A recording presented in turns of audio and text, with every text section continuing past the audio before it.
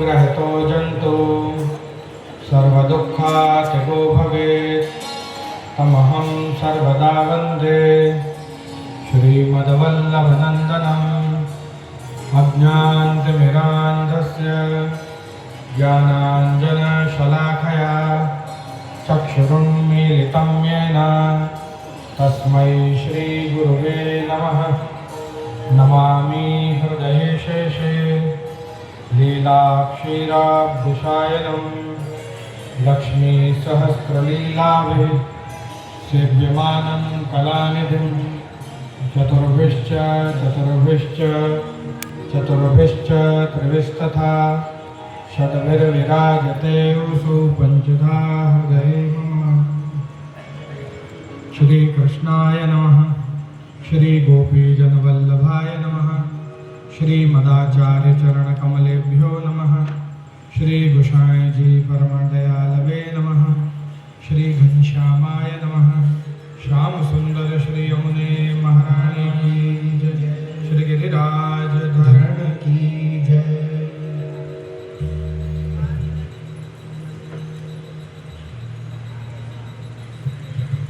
श्री भागवत पीयूष समुद्र मथन क्षम तत्सार भूतरासस्त्री भावपूरित विग्रह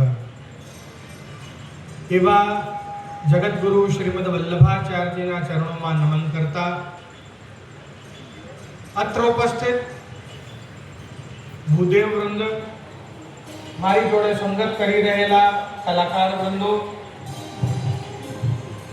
गोपाल भाई, राजेंद्र भाई परिवार, शाह परिवार जे मनोरथी परिवार छे एवं सत्संगानुरागी सर्व भगवदीय वैष्णव वृंद,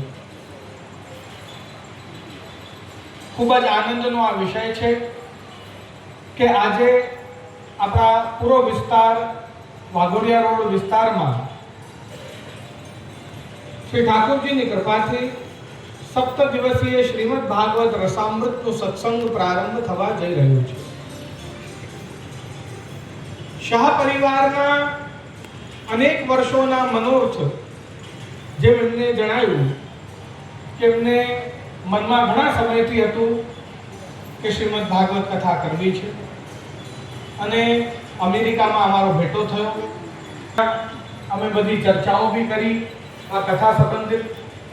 अहींया पण एमना परिवारना बधा सदस्यो मारा संपर्क में हता अने जेम जेम आपणे निकट आवता गया तेम आनंद अने उत्साह वधतो गयो। आजे दिवस आवी गयो के ज्यारे श्रीमद भागवत आमना घरे अने आंगणे विराजमान थया छे। श्रीमद भागवत जे बोले जे वक्ता छे एनु पण सारू करे छे, जे गाय छे एनु पण सारू करे छे, जे सांभळे छे एनु पण सारू करे छे, ज्यां आवीने विराजमान थई जाय छे स्थाननु पण शुभ अने सारू करे छे एवुं स्वरूप श्रीमद भागवतनुं छे। भगवान आ जगतमां बे रीते रमण करे छे। જ્યારે અવતાર દશામાં હોય ત્યારે એમના સ્વરૂપ દ્વારા અને જ્યારે અનવતાર દશામાં હોય ત્યારે એમના નામ દ્વારા એ બધાના હૃદયની અંદર બિરાજમાન થઈ અને રમણ કરે છે। શ્રીમદ ભાગવત ભગવાનનું નામમય સ્વરૂપ છે, વાંગમય સ્વરૂપ છે। जगद्गुरु श्रीमद वल्लभाचार्यजी पण आज्ञा करता नमो भगवते कृष्णाय अद्भुत कर्मणे रूप नैदेन जगत क्रीडति यो यतः। एवा कृष्णનું चरित्र એટલું બધું અદ્ભુત છે તેને હું નમન કરું છું કારણ કે એ એની અવતાર દશામાં રૂપ દ્વારા અને એની અનવતાર દશામાં એના નામ દ્વારા બધાને પોષણ આપે છે, બધાનું સાંભળે છે, બધાને જોઈ રહ્યો છે। અહીંયા કૃપા થઈ છે આ પરિવાર ઉપર।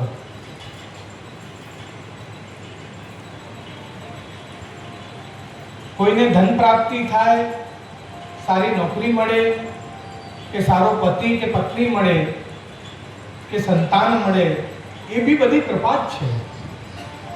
પણ આ કૃપા સાધારણ કૃપા નથી, આ વિશેષ કૃપા છે. ક્યાંક આપણી પાસે એક સદવિચાર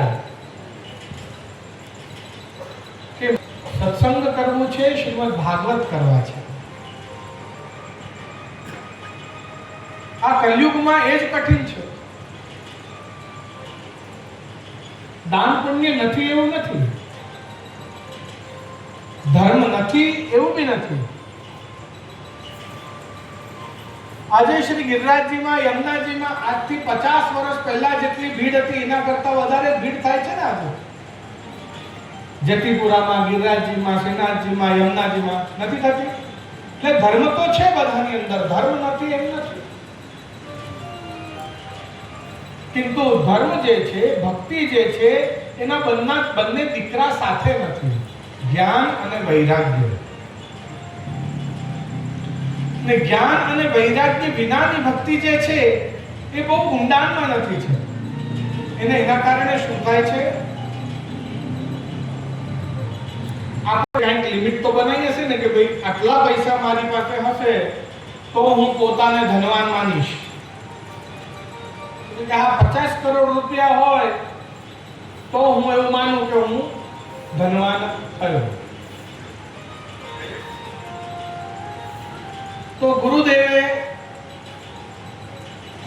હાથ એના મસ્તક પર મૂક્યો ને વરદાન આપ્યો કે જા તને 50 કરોડ રૂપિયા મળ્યા,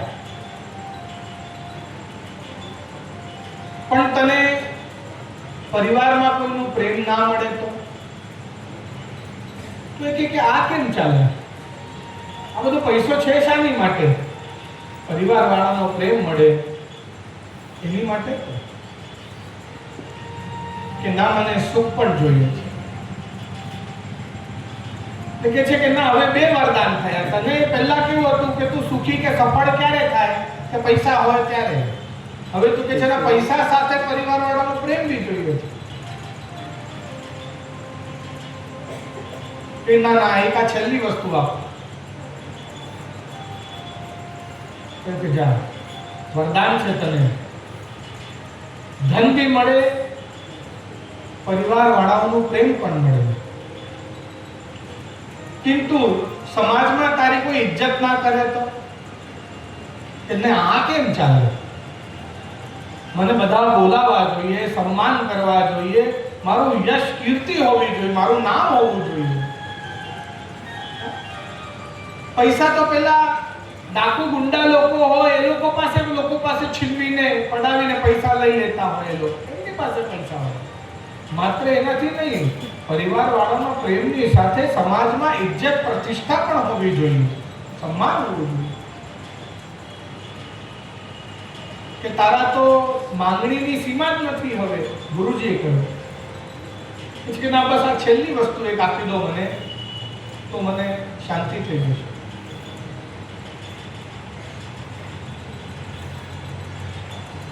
જા, તારા પર કૃપા કરું છું, તને ધન મળે, પરિવાર વાળાનો પ્રેમ મળે, સમાજમાં માન સન્માન પ્રતિષ્ઠા મળે, પણ તારી તબિયત બગડી જાય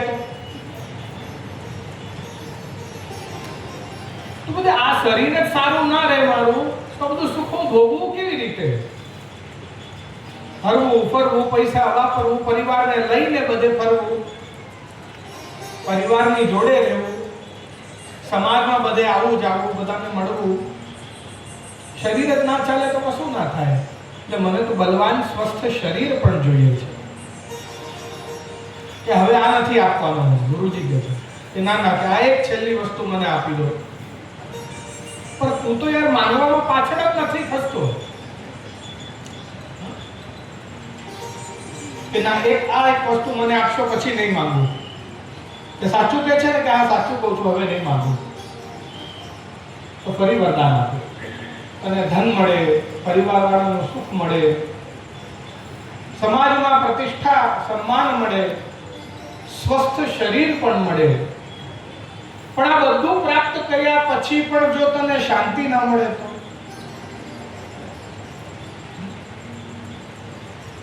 તો પછી પેલો યુવાન બોલે છે કે તો પછી આ બધું રહેવા દો અને મને શાંતિ કેમ નહીં મળે એ બતાવો. કારણ કે આ બધું હું શાના માટે કરું છું કે પરિવાર વાળા મને પ્રેમ કરે તો મને શાંતિ મળે, મારું શરીર સ્વસ્થ હોય તો શાંતિ મળે, બધે માન સન્માન પ્રતિષ્ઠા હોય તો શાંતિ મળે. વડીલ થઈ જઈએ પછી બે પૈસા હોય આપણા પોતાનો ખર્ચો ચલાવવા માટે એટલે પૈસો ભેગા કરતા હોઈએ છે તો મને શાંતિ મળે. પણ જો બધું કર્યા પછી પણ જો શાંતિ ન મળે તો પછી આ બધું નથી જોઈતું, મને શાંતિ કેમ મળે એ જોઈએ છે. અને એ જ વાત અહીંયા ગીતાજીમાં ભગવાન શ્રી કૃષ્ણ અર્જુનને કહે છે. મારી આગળ બીજા કોઈનું જ્ઞાન જ ના હોય, પણ એવું સંભવ જ નથી, કોઈ તો તમારા કરતા વધારે જ્ઞાની નીકળશે જ, તો શાંતિ એનાથી નથી જ મળવાની. મારી પાસે સૌનો પ્રેમ હોય, સૌની પ્રતિષ્ઠા હોય, સૌનું સન્માન હોય અને સૌથી વધારે પૈસા હોય, એની કોઈ સીમા જ નથી. અહીં રહ્યા છે તમેવ શરણં ગચ્છ સર્વ ભાવેન સર્વદા. હે કુંતી પુત્ર અર્જુન, જો તું એકમાત્ર મારી શરણમાં આવશે ને, મેં મારું બધું, અહીં સુધી મારી પત્ની પણ મેં બધાને આપી, લક્ષ્મી, મેં બધાને મારું ઐશ્વર્ય આપી દીધું, મારું જ્ઞાન આપીશ, મને સરસ્વતી પણ મેં બધાને આપી દીધી, મારી લક્ષ્મી પણ કોઈના ખિસ્સામાં 2 રૂપિયા હોય, કોઈના ખિસ્સામાં 2 લાખ હોય, પણ બધાની પાસે હોય ખરા.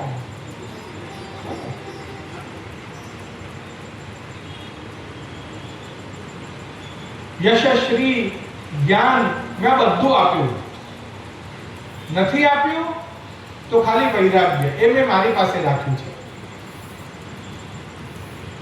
પેલો મારી શરણમાં આવશે ત્યારે જ હું એને શાંતિ આપીશ, તે સિવાય દોડ્યા કરશે બધા ભોગોની પાછળ, પણ એને શાંતિ નહીં મળે.